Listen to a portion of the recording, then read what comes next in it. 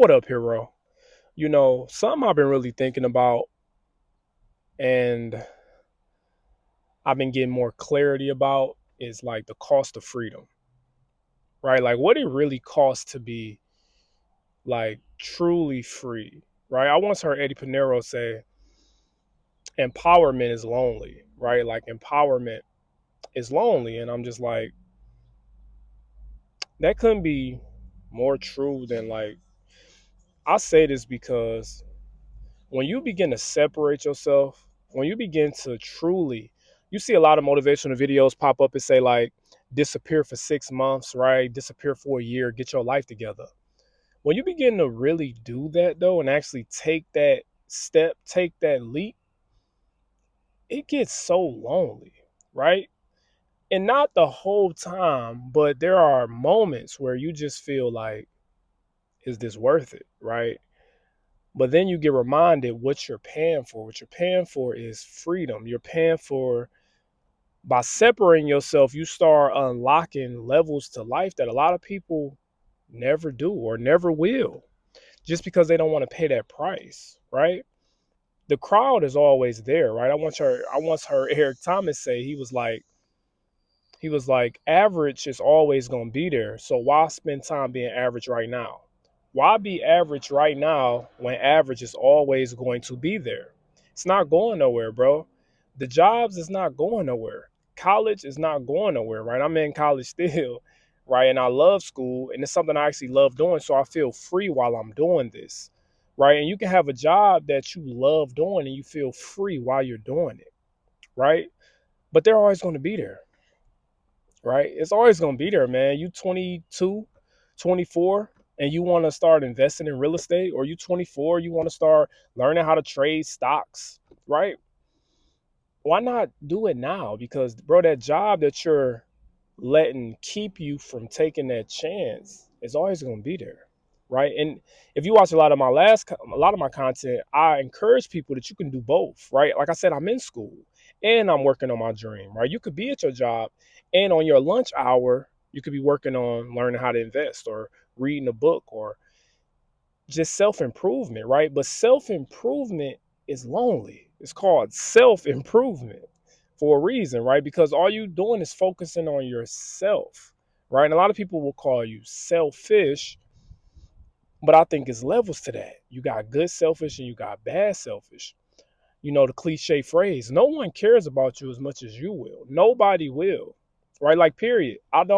I have yet to meet a person who know a person that care about them more, or that is capable of taking care of them better than they could take care of themselves. No one can, because don't nobody know what's going on in your head. Nobody knows what goes through your mind. So it's almost impossible for another human being to be able to nurture you 100% of the time and know exactly what you want when you want it, blah, blah, blah. So I say all that to say, like, on this journey I'm on right now, right? And I'm not even, like, if y'all check out my last video, what was my video? I was talking about my 10-year reflection. I might not even put it in here. You ain't got to go there. But I was reflecting on from 18 years old to 28 years old, my 10-year reflection and the risks that I've taken throughout this time. And there's been a lot of loneliness in this. Like I said, I'm not where I want to be, and I have bigger dreams and bigger goals to get where I want to be. And bruh, even the last 10 years, slowly but surely, it started to get more and more lonely. Now, I have a family, I have a wife, I have a daughter, or I got a son on the way. So I got love around me. So I'm not gonna act like I don't have nobody by my side. I have God, right? Number one. I talk to God, and actually during these chapters have actually increased my relationship with God, or made my relationship with God just a lot better. Because I spend so much time with myself talking to God. So it made my life a whole lot better because I got a better relationship with God, right? Which is what we all need. But at the end of the day, right, we all human, we all social creatures. So we feel lonely, right? We feel lonely when we working on ourselves. That is the number one thing, I promise you, at least from my experience, that hold people back from working on themselves, bro. Loneliness. You don't want to be alone. It's easier to talk to people and be distracted and be at a job full of people that you love. Don't get me wrong. You could be in great environments. I get haunted a lot of times when I went to Firehouse Sub yesterday, right? I walked in there And bro, they work environment is just fire. They customer service ain't really the best. But they work environment, I seen them playing and talking, and it was a group of them, right? It made me think back in the Navy, man, when I had my brothers, we would just sit there and talk all day, brothers and sisters, right? People that I have still to this day have strong bonds with. And I'll just be like, dang, I kind of gave that up a little bit.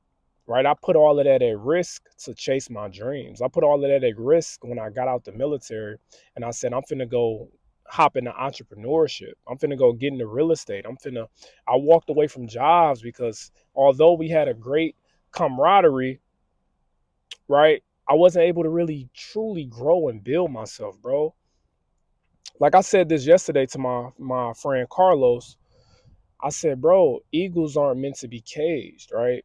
People say birds, caged birds, but eagles specifically just aren't meant to be caged. And it's not me bigging myself up. But I'm just saying, like, when you have ambition, when you have drive and big dreams, you want to fly high like an eagle.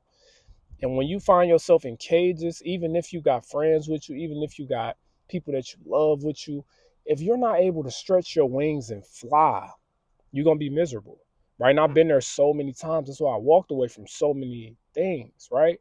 Now I have control of my life to a point to where I can go to class, I can get out of school. And these are things I've set up in my life to get to this point, right? Me and my wife have passive income that we figured out how to make together. I can spend quality time with my daughter, my wife, way more than probably the average person my age. And like I said, yo, I'm not even halfway where I want to be at in life. But guess what? I'm happy and I have a great life right now. And I feel free. Right? And don't get me wrong. When I'm talking about freedom, I'm not saying you a slave because you have a job. Right? I'm not saying you a slave because you in school, right? It's a mentality, bro. Like, are you doing what you love doing? That's it. That's all each human want to be able to do. I don't care how ambitious you are. I don't care if you say you don't care about money and about money. It's about being able to do what you want to do. That's what it's about. Everybody want to do what they want to do when they want to do it. And yes, life can't be like that 100% of the time. But bro, it's people who living like that 98% of the damn time, right? Like it's people who do what they want to do. They go on vacation when they want to. They go on what vacation they want to go on, spend how much money they want to spend on it. They go to work when they want to. If they really want to take a day off or need a day off, they can take it without having to deal with the hassle of calling somebody and just praying that they give you the green light, right? So I say all this to say, freedom has a price to it, do. But halfway through, I say halfway because it's 10 years, then the next 10 years. But where I'm at in my journey right now, the decisions I made and the loneliness I've endured has been worth it. I'm sorry to tell you it has been. Why? Because I've grown so much as a person. I've been around people that I love that was just holding me back. Because people, nothing is more influential than your environment, bro. I'm sorry, but this is the truth, right? Unless you gotta have crazy will, crazy ambition, which I always had, but you gotta have that, and it gotta be unrealistically crazy for you to be around certain people all the time and still accomplish your dreams and goals. I haven't seen it yet. Every successful success story I hear involved changing your environment. It involved separating yourself. It involved getting up early in the morning. It involved reading books. It involved not going out on the weekends. It involved loving your wife, being with your family, keeping your family together. Like most of the success stories I hear of true happiness, I'm not just talking about vanity and money and just having a lot of money. I'm talking about people who got money, people who have love in their life. All of them have been similar. They paid that price to freedom. So, Hero, if you've been watching this video, thank you so much. Thank you. Thank you. What price are you willing to pay? And if you're not willing to pay this price, hey, I'm not mad at you because it's hard. It's tough. It's a long game. I heard Alex Hormozy talk about the lonely chapter. You might be in a lonely chapter right now, or you might be scared to get in a lonely chapter. But I can almost assure you, God, the energy of God, I feel it, right? Manifestation, right? I put it out there in the universe. I can feel it, bro. It's real. As long as you stick to the plan and you're willing to pay the price, you reap what you sow, you will get everything you dream to get. I'm Rasta Hero. Thank you so much for your time today. Peace out. It's hot.